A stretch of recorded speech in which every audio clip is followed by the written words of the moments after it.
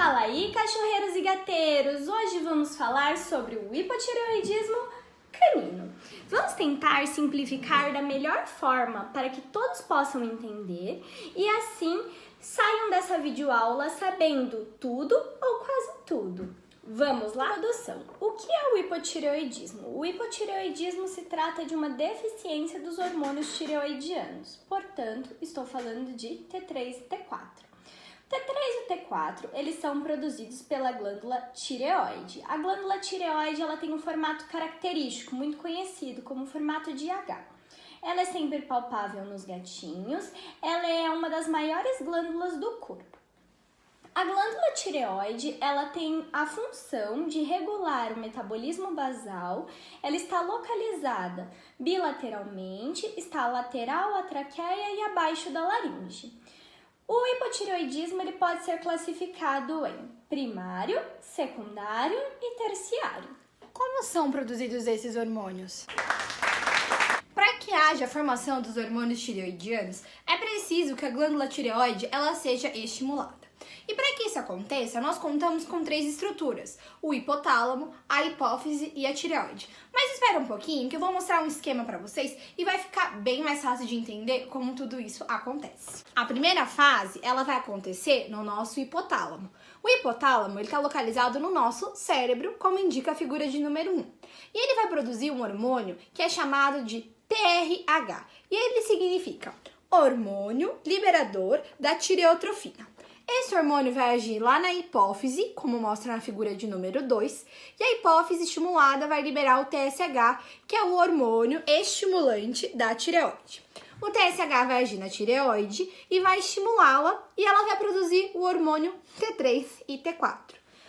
Para que haja a formação do T3 e T4, é necessário 2 substâncias, o iodo, que vem a partir da nossa alimentação, e a tireoglobulina. Então, numa região das células que compõem a tireoide, que é chamado de coloide, vai ter entrada do iodo. O iodo vai ser adicionado à tireoglobulina e vai ter a formação do T3 e T4. O T3 e o T4 formados, eles vão para a circulação sanguínea, como indica a imagem de número 4, e elas vão ser distribuídas para o organismo do animal.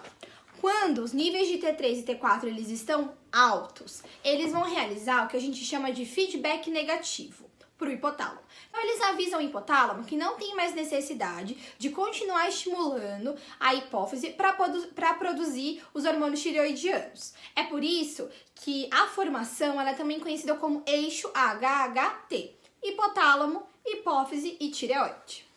O hipotireoidismo primário, ele pode ser classificado como adquirido ou como congênito. Congênito é quando o animal ele já nasceu com essa alteração. E adquirido é uma coisa que vai se formando conforme a vida do animal. Então vamos lá. A adquirida pode ser a tireoide linfocítica. É a causa mais comum de hipotireoidismo primário nos animais. E ela acontece devido a um processo imunomediado, ou seja, as próprias células de defesa do organismo do animal vão estar atacando a tireoide. Por isso que é muito comum a gente encontrar infiltrados, ou seja, muitas células de defesa na tireoide. Entre essas células, quais são encontradas? Os macrófagos, os plasmócitos e os linfócitos. Por conta dessa infiltração, a tireoide começa a sofrer um processo de atrofia, ela começa a diminuir de tamanho. E isso só é perceptível quando mais de 75% da glândula está acometida. É importante lembrarmos também que por ser uma doença imunomediada, nós vamos ter as formações de anticorpos. Esses anticorpos eles vão ser contra o hormônio T4, contra o hormônio T3 e contra a tireoglobulina. Existe também a atrofia glandular idiopática. Então, por algum motivo que nós não sabemos, esse é o significado da palavra idiopática, a glândula tireoide ela começa a atrofiar. Esse também é o estágio final da tireoide linfocítica. Com relação às alterações congênitas, nós temos a agenesia da tireoide, que é quando não tem a formação da glândula tireoide, ou por uma deficiência de iodo. E vocês lembram que eu falei para vocês? O iodo ele é necessário para que haja a formação dos hormônios tireoidianos. As alterações congênitas, elas são mais raras de serem encontradas. O hipotireoidismo do tipo secundário, ele acomete a hipófise. podemos notar que pacientes com nanismo e anormalidades congênitas, como o cisto de Ractic, pode apresentar o hipotireoidismo do tipo secundário. Ele é causado por uma deficiência de TSH, como já foi bastante esmiuçado lá no eixo. A destruição hipofisária, ela pode ser causada por neoplasias. E a supressão dos tireotrófos hipofisários, ela pode ser causada por 4 itens, que são fármacos como glicocorticoides e fenobarbital, hormônios, desnutrição e hiperadreno. Porém, devemos saber que o hipotireoidismo do tipo secundário, ele ocorre em menos de 5% dos casos, então ele é considerado um tipo raro. Para terminarmos os tipos de hipotireoidismo, agora iremos falar sobre o terciário. Ele acomete o hipotálamo, ele causa uma deficiência na secreção do TRH, assim, a secreção do TSH ela fica insuficiente e essa secreção ela pode ser insuficiente por quê? Por uma atrofia folicular secundária da tireoide ou até mesmo por uma neoplasia.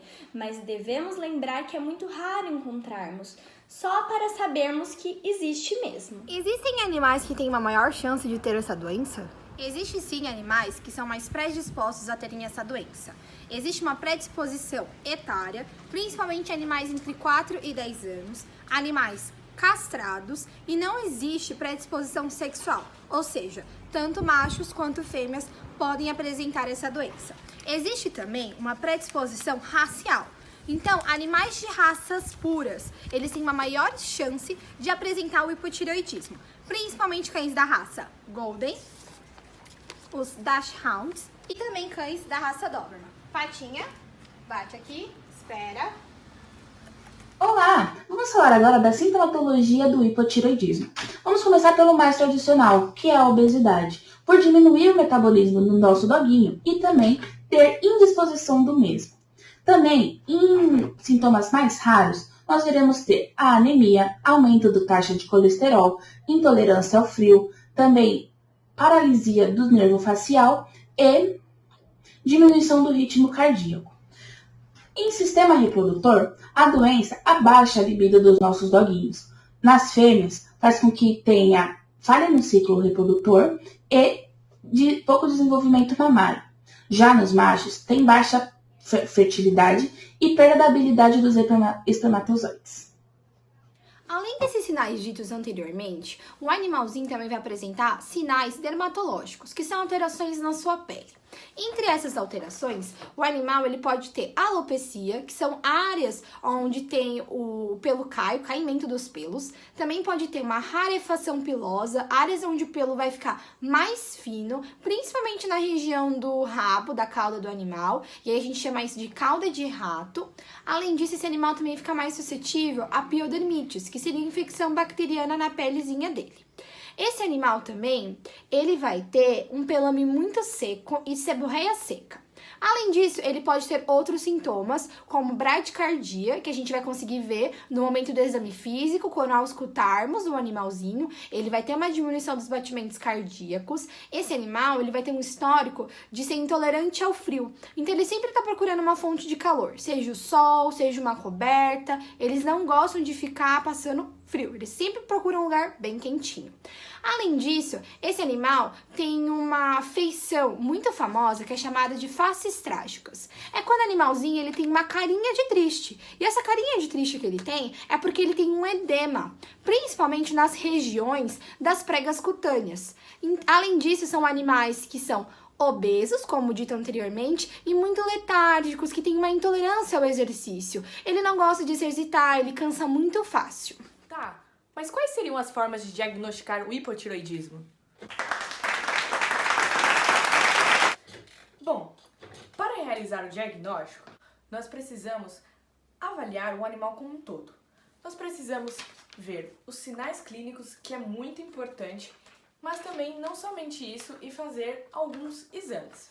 Tá, mas aí você me pergunta, qual exame? Nós podemos fazer a dosagem de hormônios. Como, por exemplo, nós podemos fazer o do T4 livre, por um método chamado diálise. Na literatura, mostra que esse método é o mais fidedigno para o diagnóstico de hipotireoidismo. Mas que não necessariamente você tenha que usar somente esse. Você pode agregar fazendo o do T4 total, além da estimulação do TSH e até mesmo do T3. Mesmo que o T3 ele não seja tão específico, você pode fazer. Além do que você pode fazer a detecção de anticorpos antitireoglobulinos e T4. Esses exames eles vão apresentar os seguintes resultados. Nós vamos ter a diminuição do T4 total e livre e o aumento do TSH. E você pode agregar ainda mais desse diagnóstico fazendo exames complementares. Como, por exemplo, você pode fazer um hemograma.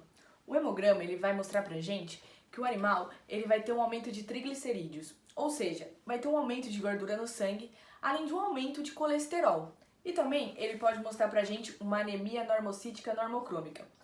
O que isso significa? Que as hemácias vão ter tamanho e coloração normais. Além do que, você pode fazer um eletrocardiograma, onde o animal vai apresentar bradicardia, ou seja, vai ter a diminuição dos batimentos cardíacos. Mesmo assim, a gente tem que ficar de olho para a realização desse diagnóstico, porque não é fácil fechar, mas nós também temos que realizar diagnósticos diferenciais. Um dos mais importantes é a síndrome do eutirodeu doente. O que seria mais ou menos essa síndrome? O animal ele pode apresentar diminuição do hormônio T4 por diversos problemas. Não necessariamente vai ser um problema na glândula da tireoide, por isso que você tem que analisar muito bem a função dela.